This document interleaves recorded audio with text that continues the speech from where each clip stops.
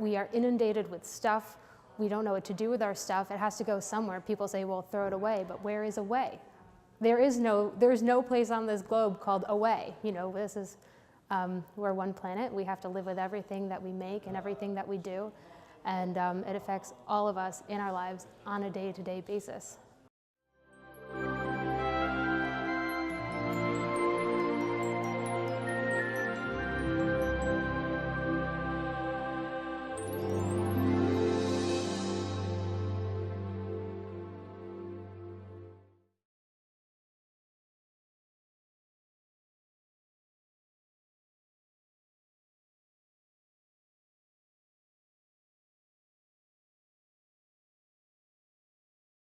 Look at this crowd. Oh my goodness. Thank you so much, Chris, for introducing me, and Todd, oh, I'm verklempt.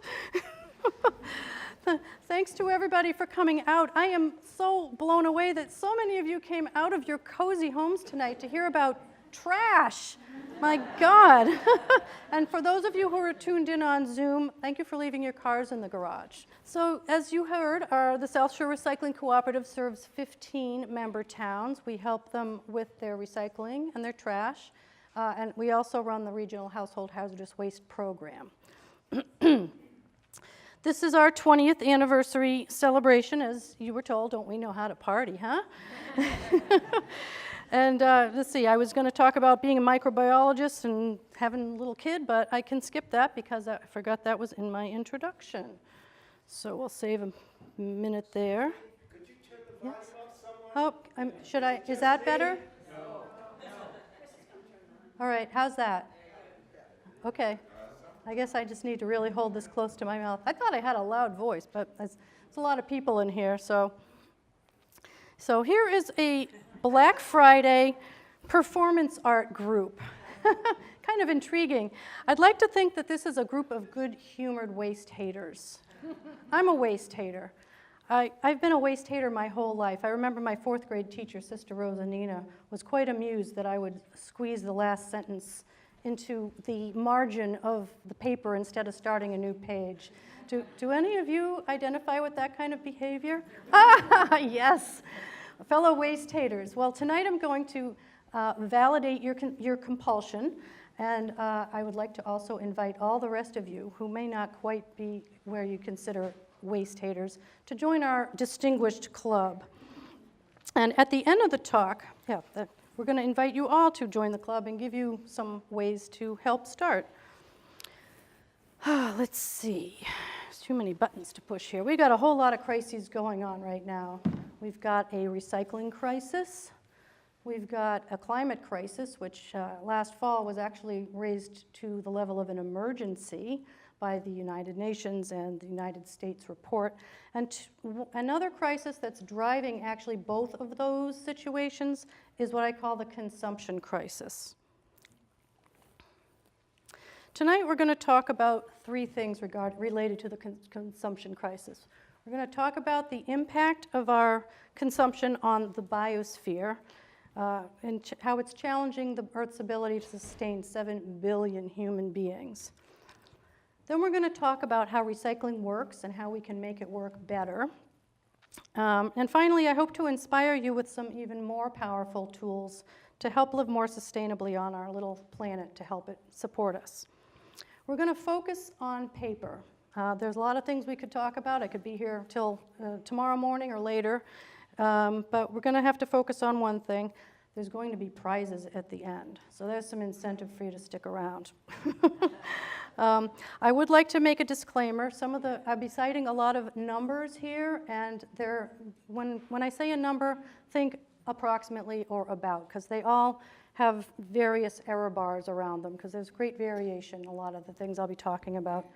What I want you to take away is the magnitude of the situation, or the number that I'm saying.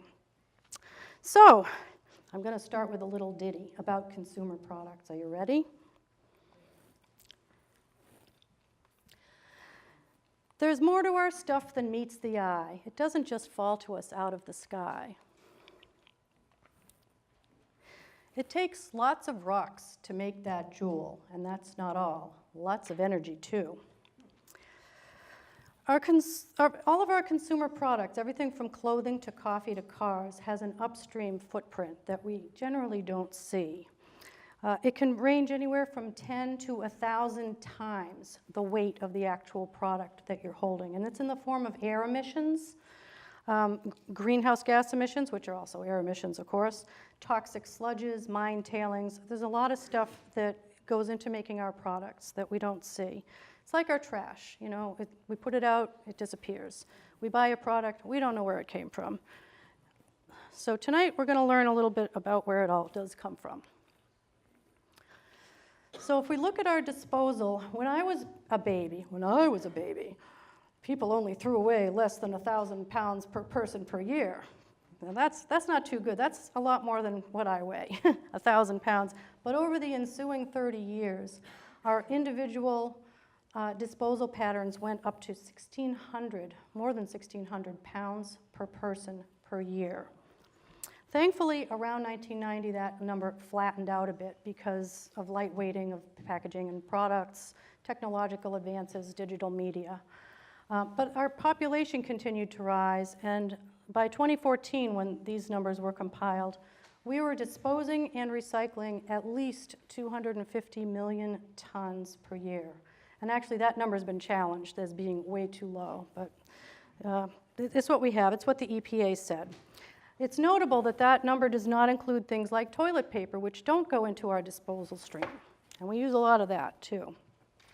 It also doesn't count a lot of upstream waste, including what goes up into the air, what goes into the water, and what is generated in other countries where we import our products from. So before we talk about recycling, we're going to swim upstream and see what goes into making our products, what goes into that 1,620 pounds per person per year. Let's see. So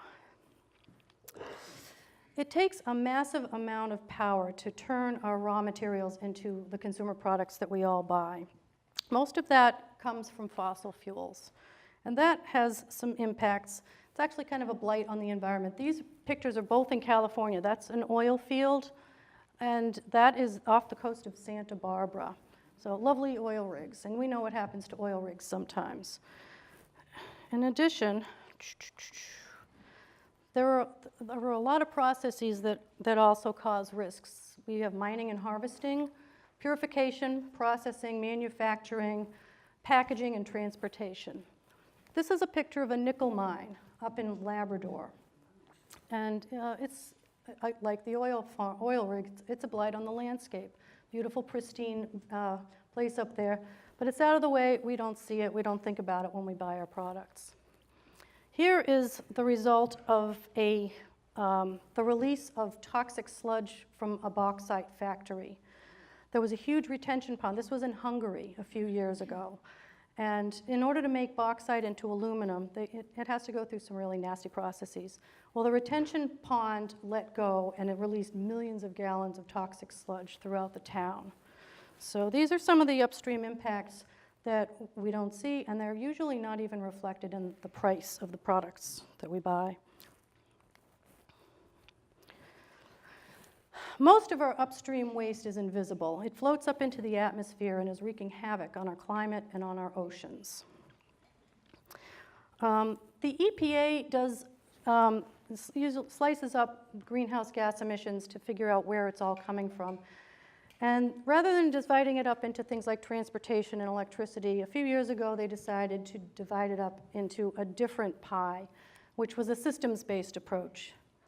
And when they did that, they discovered that fully half of our greenhouse gas emissions come from our consumer products and our food.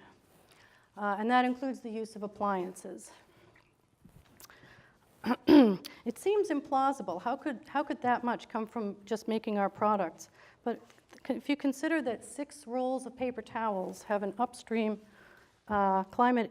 greenhouse gas impact of 30 pounds, then you start to get the picture.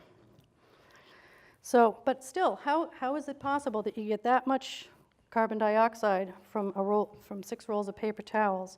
Well, here's a trigger warning. If anybody's afraid of chemistry, you better close your eyes, because the next 2 slides are going to show you some basic chemistry. The chemistry of combustion. So a gallon of oil weighs about 7 pounds, and that's true for gasoline and kerosene and diesel. It weighs about 7 pounds. When we burn it, it becomes 21 pounds of carbon dioxide, and that is because it trades 2 little tiny hydrogen atoms for 2 really big oxygen atoms. So, oops, that's not what I meant to do.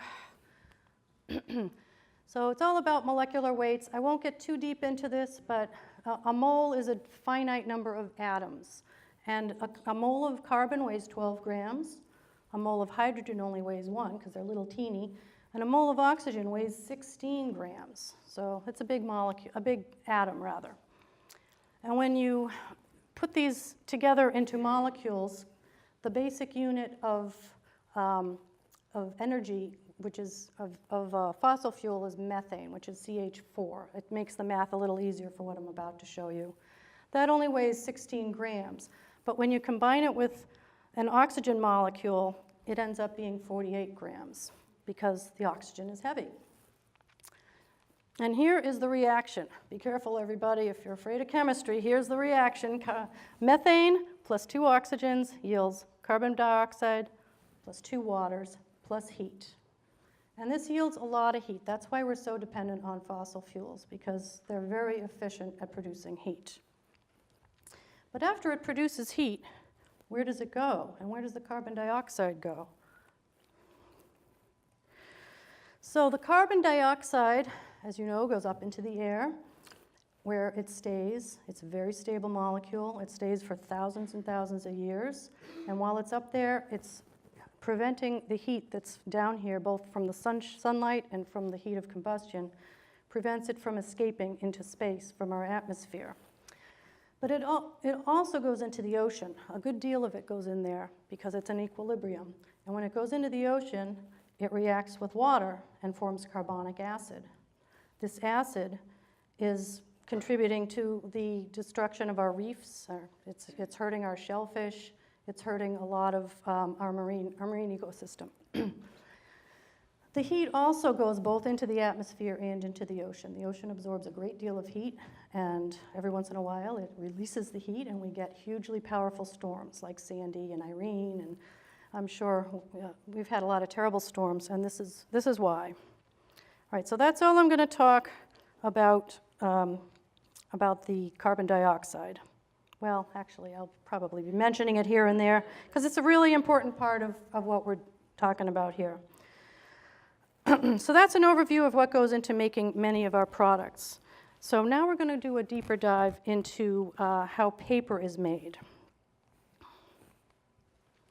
So why did I choose paper? This is a waste composition study from our local waste-to-energy facility, which is where most of our trash goes. It's Covanta CMAS. It's down in Rochester. And every 3 years, they do a very rigorous long-term analysis of what is coming in. It goes over several weeks. And they divide it up into a lot of categories. There are well over 100 categories. But the big categories are here. And this data is so fascinating. I'm always anxious to get the results when they come out. I'm sure you all feel the same way. As you can see, the biggest slice is organics, which is food. We do waste an awful lot of food, and I could talk all night about food, but we're not going to. The next biggest slice is paper, which is nearly 21% of our trash. Now, a lot of that paper isn't recyclable, so it's probably just as well that it's going in there. A lot of it is. But as you can see, plastic has been a heavy topic for the past several years. And yeah, plastic is definitely a problem. But if you look at it by weight, it's a lower percentage of our waste stream than the paper is. Now, if you take a step a little further back, this is an EPA pie from a few years earlier, but it also includes recycling and composting. So it's an estimate of what all of our materials that end up in the disposal stream, the recycling stream, or the composting stream look like. And here you can see that paper is well over double what plastic is. In fact, it's the biggest slice of pie. It's about the same as the organics, actually, because food and yard trimmings are also organics. So this is why I picked paper. And again, this doesn't include toilet paper. The average American consumes about 500 pounds of paper every year. That's like 3 or 4 me's. That's a lot of paper. Some of this is unavoidable, but a lot of it is under our control as consumers. We don't have to buy all this stuff. And I used to think, I've been an environmentalist for a long time. I used to think, oh, paper's natural, it's biodegradable. And I hear that from a lot of environmentalists too. But when I was doing a really deep dive into, what goes into making paper, I started to think, maybe it's not so wonderful as we all think it is. As it turns out, the manufacturing process for paper is really an affront to nature. And when you incinerate it, it doesn't biodegrade, it turns into carbon dioxide. And if it ends up in a landfill, it's entombed. There's no oxygen in a landfill, so if it does degrade, it releases methane, which is a very powerful greenhouse gas, as I'm sure you all know. So even recycling has its environmental consequences. So first we're going to start talking about how paper is made. To make that 500 pounds of paper takes 4 mature trees. Clear cutting the forest is the norm. There are companies that will do selective cutting to maintain the forest, but that's really not normal. It's very expensive to do it that way. It's not very efficient from a manufacturing perspective. So most companies will just bulldoze a whole tract of forest, and they will replant it. So it's a renewable resource, right? Well, kind of. When they replant, they tend to replant a single species. And after they start to grow, they treat the area with herbicides such as glyphosate because they want to suppress the growth of any other kinds of plants that might suck the nutrients away from their trees, which is, they're producing these trees to make a product. They're not looking to save the forest. So this results in a monoculture, which is not what you'd call a healthy ecosystem. Our lives depend on healthy oceans, and they also depend on mature forests, not tree farms. Mature forests provide vital habitat for thousands of species. They purify our air and filter our water. They prevent desertification and erosion. They moderate temperatures, and of course, you remember the chemistry slide, right? They sequester the carbon dioxide that is being emitted by combustion and by breathing and everything else, and they exhale oxygen, which we need to live. So it's really not in our best interest to be destroying our forests. And then there's the manufacturing process. Making a log into paper is a very harsh process. It requires a lot of chemicals, energy, and water. Has anyone ever driven by a paper mill? Oh, I hear the sounds. It stinks. What is that smell? Well, the smell is sulfides, it's ammonia, it's volatile organic compounds, and we don't even smell the CO2 or the water that's coming out of them. People who live near paper mills have high incidence of lung disease because these things are terrible to breathe. As for the process itself, there are a lot of variations in how paper is made, but I'll give you the basic recipe. They have to peel the bark off the trees, dry them out, and then they chop them up into little bits. Then they have to separate the cellulose fibers from the lignin glue that holds it together. In order to do that, they have to boil it in lye. Lye is a harsh base. So after they release the cellulose fibers, they have to wash it out to get rid of the lignin, and they also have to neutralize it with acid. So they have to do several acid washes. If the paper is going to be anything but brown, they have to bleach it. So chlorine is one of many things they use to bleach it, but it's not a very nice substance, and that too has to be washed and washed and washed. So there's a lot of water involved, a lot of chemicals. And I forgot to mention, in addition to the lye, they use sodium sulfide, which is where the sulfides that you smell come from.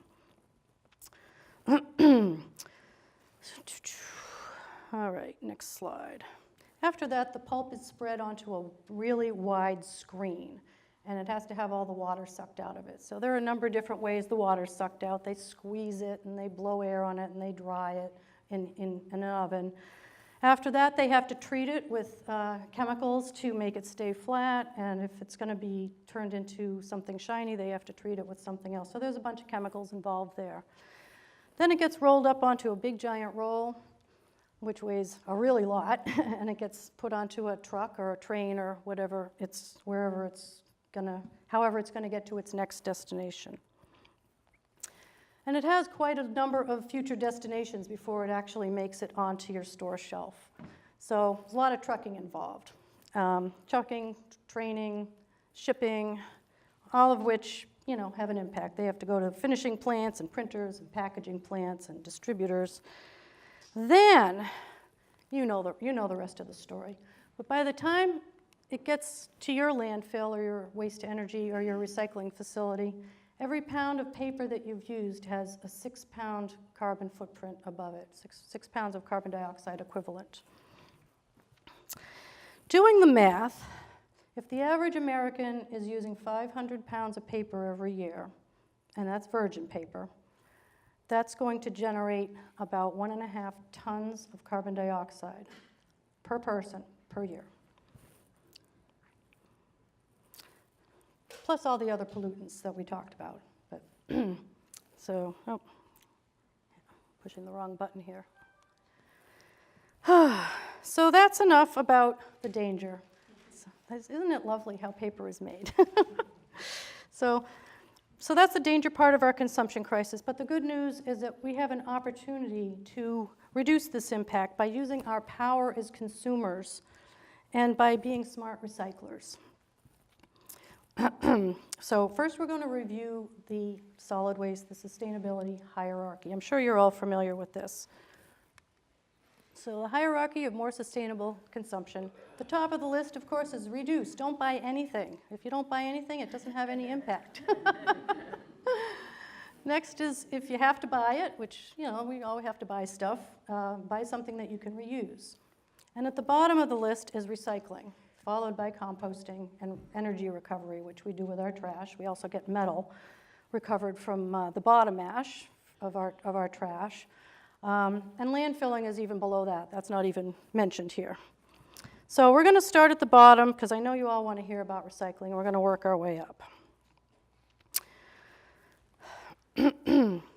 So once we're done with something, this is the banner from our website.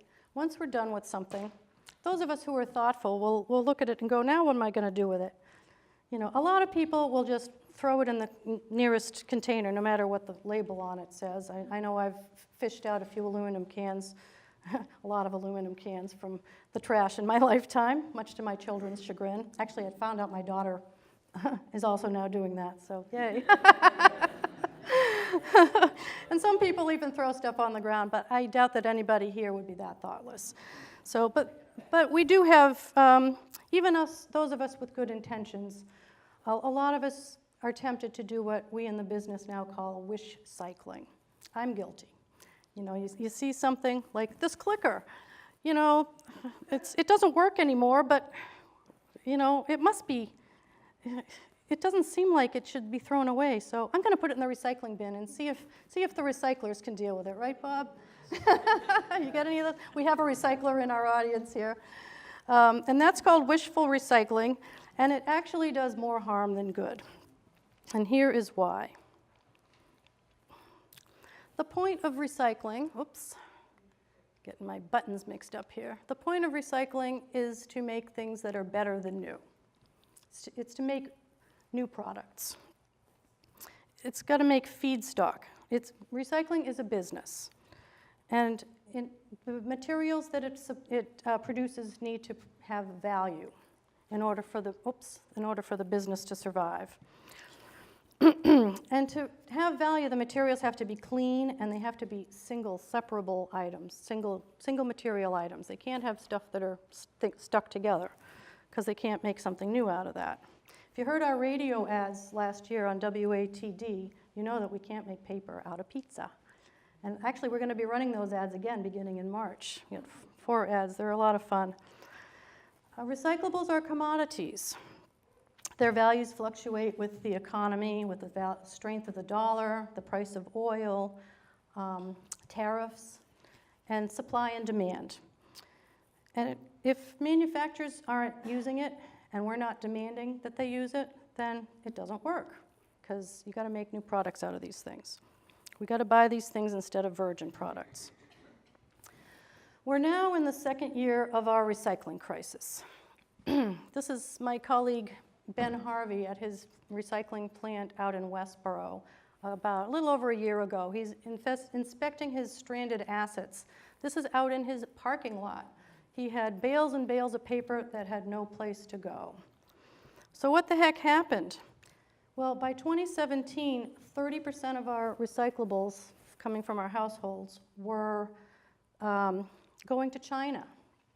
China had been buying our stuff. They'd been voracious for 20 years.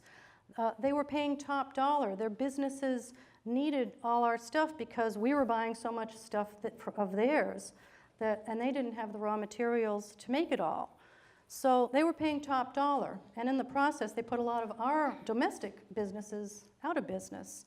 We used to have paper mills in Natick and Lawrence and Fitchburg, and they're all gone.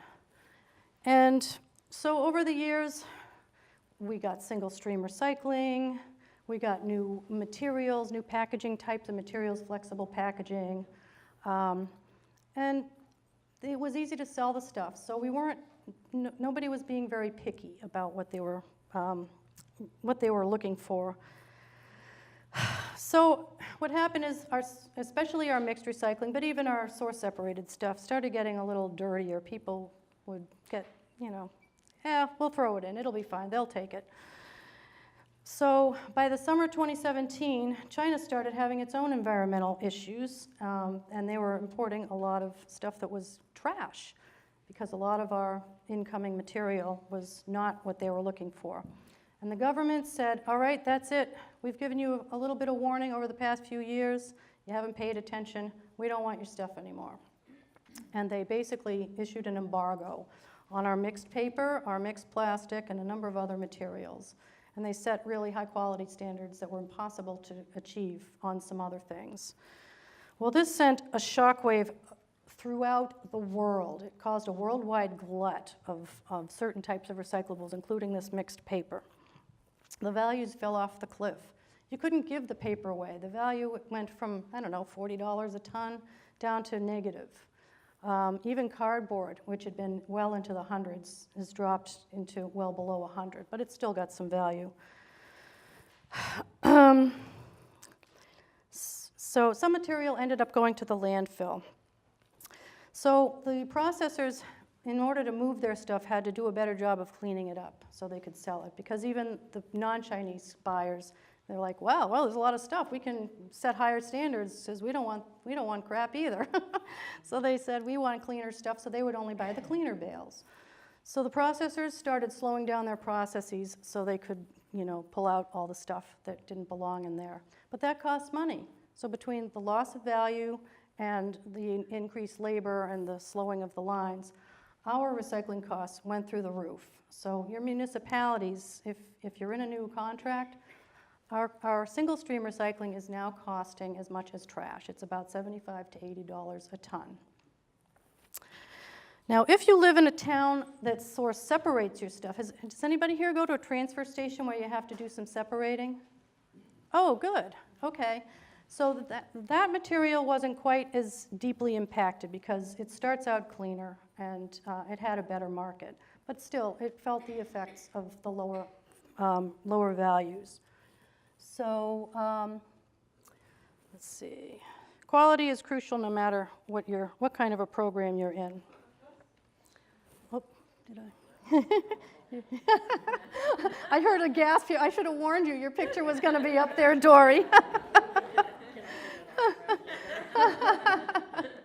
So as a result, the industry and Mass DEP, the South Shore Recycling Cooperative, and our municipalities, and a whole lot of other organizations, really doubled down on cleaning up our recycling stream. In fact, the DEP gave us a very generous grant so we could hire a recycling education and compliance officer, who you see right here and is sitting right in the front row, Dory. Yay, Dory. Dory is here to help residents recycle better. She's in Scituate right now. That's at the Scituate transfer station. And Julie was our former RICO, and she's been in most of our other towns helping the residents. This is the top of our Recycling 101 page. This is a set of graphics the Mass DEP has developed. They have a whole Recycle Smart program, which is web-based. They have a Recyclopedia, and they've been working really hard to try to unconfuse everybody, because people are just really confused about what can go in and what can't. I suggest you all bookmark this page. If you go to ssrcoop.info, and the website's right on the handouts that are out on the table out there. Click on Recycling 101. There's a lot of great information there that will help you with to know what you should be recycling and what you shouldn't be. So this kind of new list, it could almost be exactly the same as what the list was 20 years ago. It really has what they can sell. What they can sort and sell at our facilities hasn't really changed very much. What has changed is the level of tolerance and also the types of packaging that are available out there, all the flexible packaging. And those little chasing arrows that you see stamped on all the plastics, it's very confusing. There's a lot of misleading labeling out there. So you have to kind of educate yourself as to how the process works and what is causing the biggest problems. So we're going to go into that a bit. Recycling requires manual and mechanical sorting. Then it has to be baled and cleaned and finished. So when material goes to a material recovery facility, you'll see conveyor belts and magnets and shaker screens and eddy currents and air jets and optical sorters. They're trying to unscramble the egg, because there's an awful lot of stuff in there that it's very hard to pull it apart, but they've got a lot of ways to do it. And then the other part of that equation is people. There are a lot of people that have to stand in a line of conveyor belt all day long. I don't think I could do it for 10 minutes. I think I'd just, I've been to them, and it's a hard thing to do. They sort it into various types of materials, cardboard in one place, paper in the other, aluminum cans, metal cans, and mixed rigid plastics. It takes, then it's jammed into these big things called balers, and they're squished into big giant cubes that weigh roughly a ton. Is that right? About a ton for a cube? Yeah. They're all tied together with strapping and put in a truck, and then they're sold to the highest bidder. This whole process requires a lot of energy, and some of the newer facilities are now using solar panels to help drive all the engines, but that only covers about a third to a half of the energy that is needed to run one of these facilities. You're going to see a video soon, so you'll get to stop hearing me yammer for a few minutes. After they baled or sold to the highest bidder, then they're trucked to a factory or another sorting facility, where there's often more cleanup or sorting that has to be done, especially for the plastics. The plastics have to be divided into their resin types and their color types, and it's even within the number ones, there's different types that have different physical properties, and then they can be sold as a feedstock to a factory. Yeah, sorry, that was that was a misplaced audio thing. So what are the biggest problems in the recycling programs? The biggest no-no is plastic bags. We have these signs all over the place. Please don't bag your recyclables. So recyclables that arrive at a MRF in a plastic bag are going to go straight into the trash. You might as well just throw it in the trash. They're not going to open the bags. There's often diapers or pet waste, hypodermic needles even, or just plain trash in them. So they just right into the trash. You'll see what happens with the loose plastic bags in the video, so I'm not going to get into that, but they're a big problem. Mixed materials. Here's a lovely piece of cardboard inside a lovely piece of of plastic overwrap. Both of those things are recyclable, but in that form, they go in the trash because there's not going to be anybody there that's going to rip one thing apart from the other. Food waste. If anybody thinks about the people that work at these facilities, you'll never put anything wet or foody into your recycling bin. It's disgusting. If it gets mixed in with the paper, it sticks everything together. It can't be sorted. If it's cold out and liquid gets out into the rest of the stream, everything freezes together. In the hot summer, it stinks. It attracts vermin. It just causes a real lot of problems. You can't recycle pizza. It just doesn't work. Tanglers are another big problem. These can actually hurt the workers if they get flying in the wrong way. And they jam up the equipment. Christmas lights, garden hoses, they get it all. And I'm really sad to say that milk cartons were actually never really recyclable around here. They have to be baled separately and be taken to a special plant because they have a layer of plastic stuck to them, which makes the carton work in the first place to hold the liquid. But because of the way it works, it can't be resuspended in the pulp to make a new package unless the plastic is ripped off.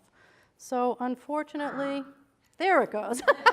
That was supposed to be an but didn't quite work. So none of those things can go into the bin anymore, and they really never should have in the first place. So let's see. So here are some guidelines that you can use to help you decide whether something that you're thinking about disposing or recycling it'll help you understand the process. They can only take loose, separable materials because they can only send the paper here and the plastic goes there. They can't be stuck together. Size matters. Unless you're in a source-separated town where the plastic goes in one bin and the glass goes in another bin, that it's little tiny things like pill bottles, nip bottles, shredded paper. They can't really be effectively separated from other stuff, and they'll probably end up in the wrong bale. Two-dimensional items tend to get sorted with the paper. So if you have a very flat plastic container or a very flat aluminum can, there's a good chance it could end up in the paper or the cardboard, and it will contaminate the load. So, trash. Trash. I know this is killing you, but trash. The number 5s actually could go to the Gimme 5 program at Whole Foods, but not in your cart. The next guideline, 3-dimensional items. The bottles, cans, and containers need to be 3-dimensional. I think that a box that's not flattened could potentially end up in the wrong place. So you want to flatten your boxes. Clean and dry, we already talked about. And the biggest question we always get about the plastics, there's so many different kinds of plastics, it's so confusing. So the guidance that I try to give people is ask yourself, is it rigid? And is it a container?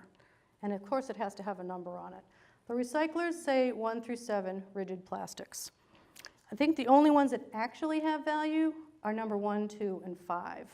So, but that's what most of the plastics are anyway. So here we have a lid to a cup. What do you think? Is it rigid? No. Well, okay, it's not too rigid. It's a little bit rigid though. Is it a container? No. In the trash it goes. All right. Plastic cutlery. Is it rigid? Yes. Is it a container? No. In the trash it goes. A straw. Is it rigid? Kind of. It's kind of small too. Is it a container? No. In the trash it goes. These things are all contaminants in the recycling stream. Unless, like I said, no, not even unless. Those are contaminants. It's confusing even for us recyclers sometimes. So now you're going to get a 3-minute break from hearing me, and my friend Rosemary Nolan is going to narrate a little tour of the waste management facility in Avon. See, I hope this works. to the Waste Management Recycle America plant in Avon, Massachusetts. At the plant, these items are also weighed. After weigh-in, the materials are unloaded.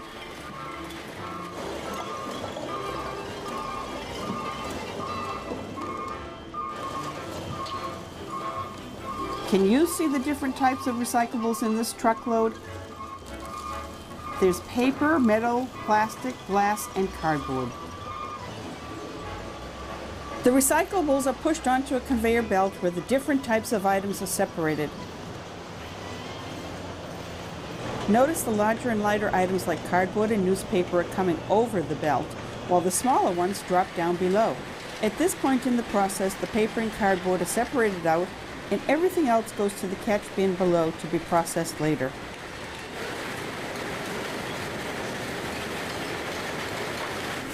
As the paper moves down the belt, people manually remove any leftover glass, plastic, or metal that got through the first sort.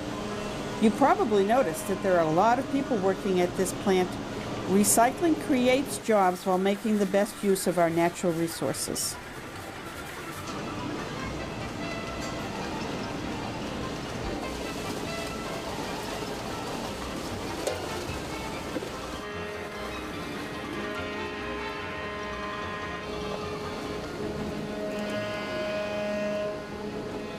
Finally, the paper is baled and shipped to a factory or other plant to be recycled into new paper products.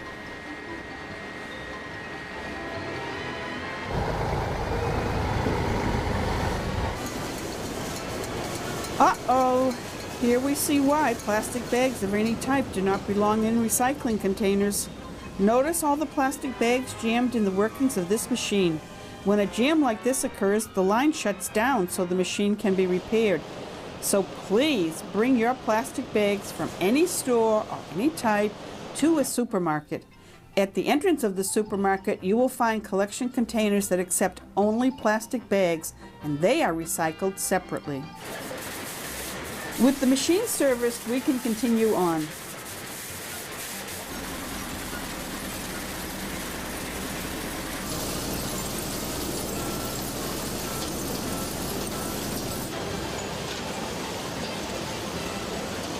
Here you can see the plastics and metals as they pass through a section of machine that contains super-sized magnets.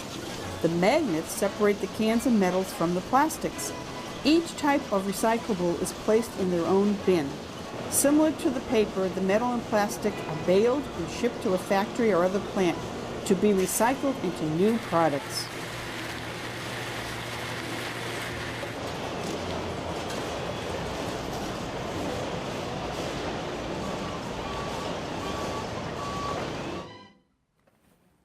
Sweet. Thank you, Rosemary. And that is just the beginning of the journey. So back to the paper. After it's all sorted and baled, it's shipped off to a recycled paper plant where it goes into a giant vat of water. They unstrap it and try to suspend it all in the water. Now, anything that can't be suspended, like staples and paper clips and windows, and milk cartons, and believe it or not, freezer boxes, those have plastic embedded in them. They end up having to get either skimmed off the top or screened out. So they end up in the trash after a very long journey through the sorting facility and onto the paper mill. And then at that point, it is the same process as the virgin paper making process is. Along the way, though, one thing happens. The paper fibers are not infinitely recyclable. They do break in the process, and they get shorter each time they're recycled. So the yield they get is roughly 95%. About 5% of the fibers are too short to stick, and they end up getting washed out in the water. So it's kind of like the lint in your dryer. So recycling avoids the extraction, the harvesting, and the purification steps, which are probably the harshest steps of turning a raw material into a virgin material. So it's a really good thing to recycle paper. almost as good as not using it, but not quite. So if all of us, and I was expecting about 60 people, we've got more than double that here. I'm so astonished. So my calculations here are based on a crowd of 60. So over 5 years, if we all recycled half of our paper and bought it back instead of virgin paper, we would consume 75 tons and avoid disposing of 75 tons of paper. We'd spare 1,200 mature trees on 12 acres of forest land and its inhabitants and all the wonderful eco-services that a forest provides. It would save about 26,000 gallons of fuel that would otherwise need to be used to manufacture paper from trees, and avoid about 270 tons of CO2 emissions. So you can feel good about recycling your paper, especially if you buy it back as a recycled product.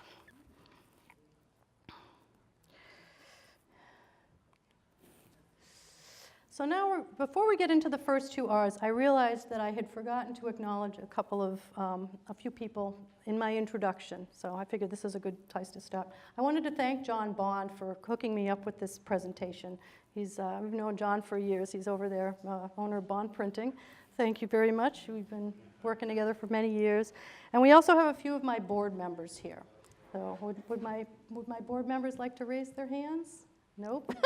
Thank you. Come on, you guys. Jean, you're on the board. Your board members' participation in our organization helps save your town's money and helps your programs run most efficiently. So we should be thankful for their participation. All right, now back to the first two R's.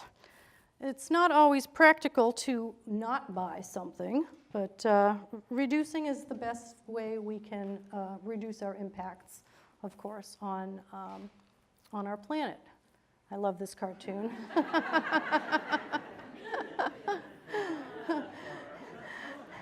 Even funnier than my jokes. I love it. And the second tier of this is reusing, buying things that are reusable instead of single-use products, and repurposing things like these maps that we sometimes get without asking for them make wonderful gift wrap. It's not really the American way. It will take a great deal of American attitude adjustment, a culture shift even. But how many of you remember the campaign, Let's Make Smoking History? Anybody? Oh, come on. I'm sure a few of you remember it. I remember it. Thank you. And it worked. And I say now, let's make garbage history. I know we can do it. When I was in college, I worked in a restaurant. The cook used to smoke while he was cooking. I used to smoke in the dorm, in the restaurants, in the bars.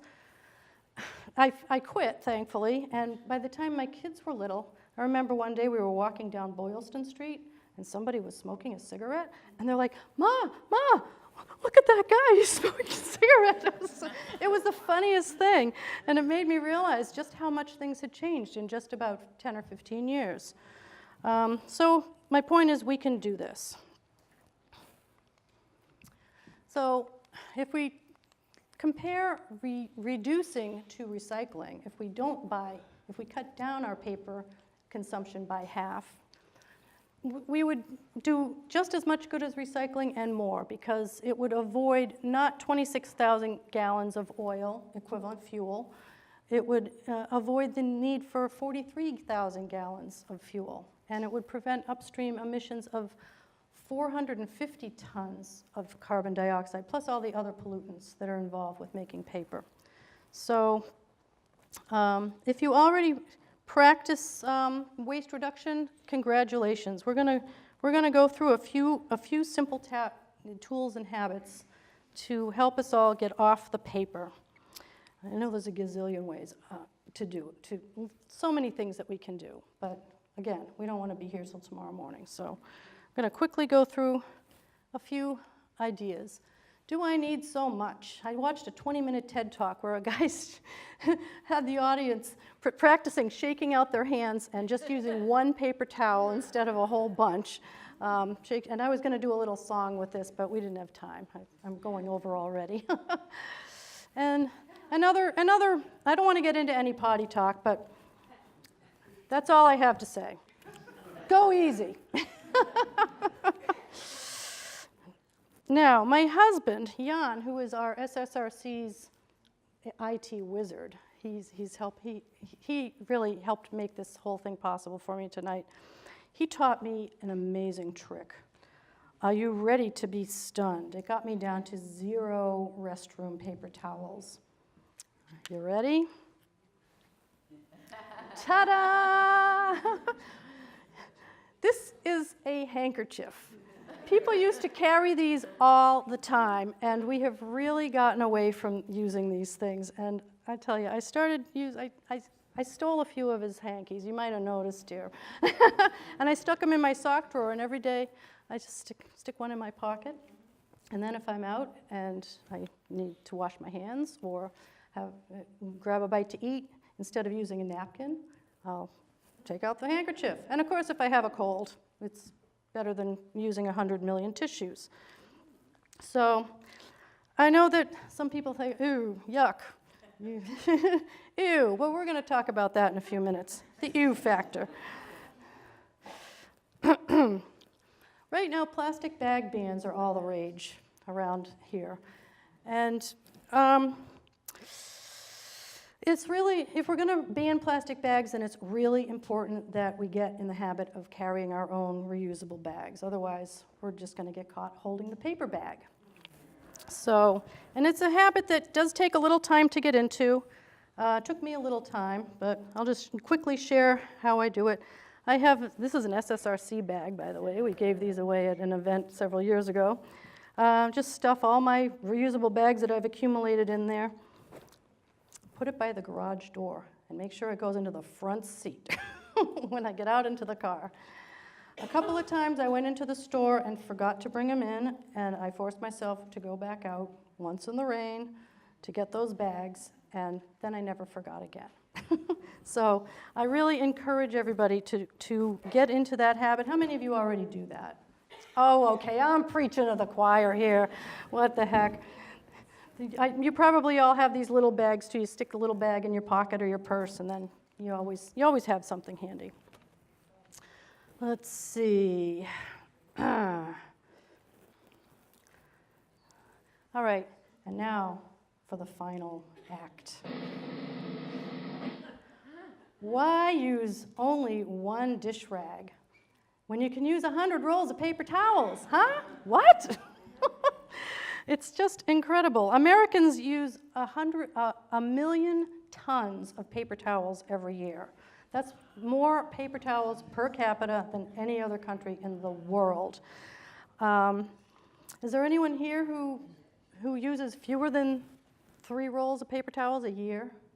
Oh, fellow waste-haters, yeehaw, you win the prize. Well, we're going to help you all get off the paper towels tonight. Just you wait till the end. We got some exciting prizes for you. Our industry has done a magnificent job of persuading us that using cloth towels and handkerchiefs is gross and disgusting. And germs, oh my God, germs. Well, remember, I was a microbiologist. I am not a germaphobe.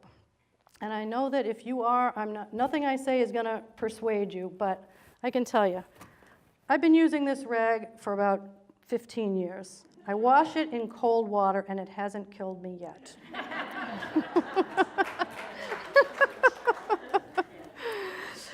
We keep about 20 or 30 of these we have some in the kitchen, we have some in the bathrooms, and they're always handy.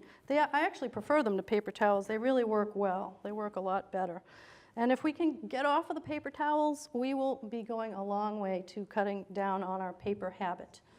Let's see. Now, of course, durable products do have a bigger footprint than single-use products. So depending on what it is, you have to use things a certain number of times before you achieve that, cross the threshold.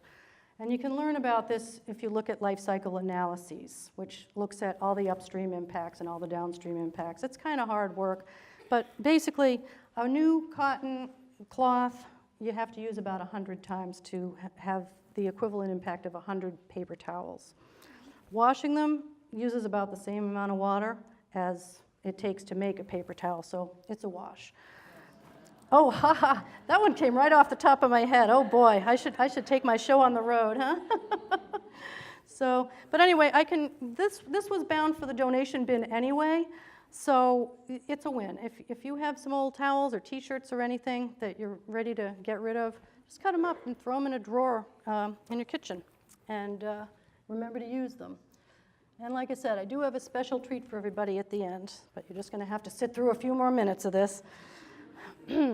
So achieving zero waste is a big challenge. As Americans, we're just flooded with so many opportunities to buy stuff, especially online now. It's just way too easy. But if zero waste isn't feasible, then I ask you, how much waste is the right amount? So summing up, only use what you need, choose reusable products, and put your discards to their best use, and that includes buying recycled products. Again, I hope you'll all bookmark our Recycling 101 page at ssrcoop.info. There's a lot of great information there. And that is more than enough to chew on for now. I'm glad apparently nobody's heads exploded tonight. I hope. I hope I've inspired you to help reach the ideal of zero waste. Learning new habits is hard. It takes time. So if you've learned a few things here, I encourage you to try not to do too many things at one time. We do have a handout that some of my lovely board members are going to help distribute in a couple of minutes.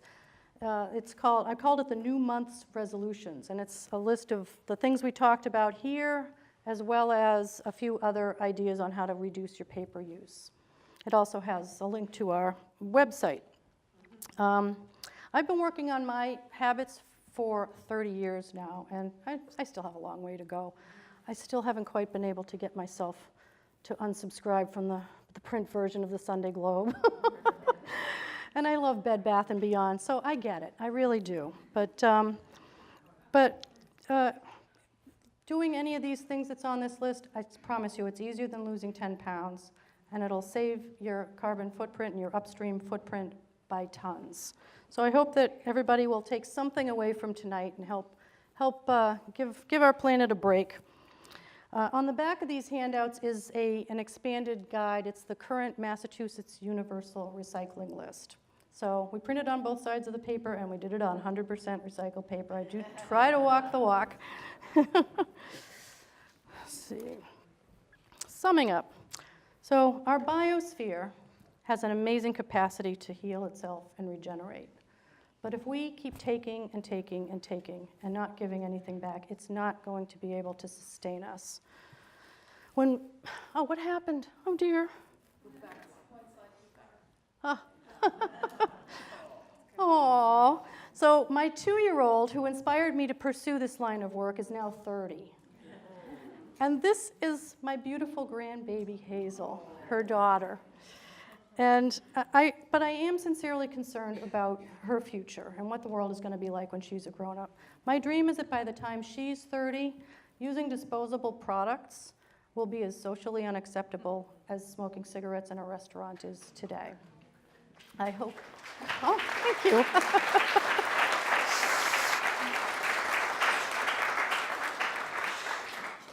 Thank you, and may the forest be with you. I was really pleased with the way the show went tonight. We had an amazing audience. Tonight we talked about the importance of reducing, reusing, and recycling, basically. First we talked about what goes into making our products, our everyday consumer products. There's a lot of upstream waste that's involved with it that we don't generally think about. So I wanted to give people a sense of what their products entail upstream. Then we talked about recycling, how it works, how we can make it work better. And finally, I hope I was able to provide some inspiration on ways that we can all reduce our use of paper products.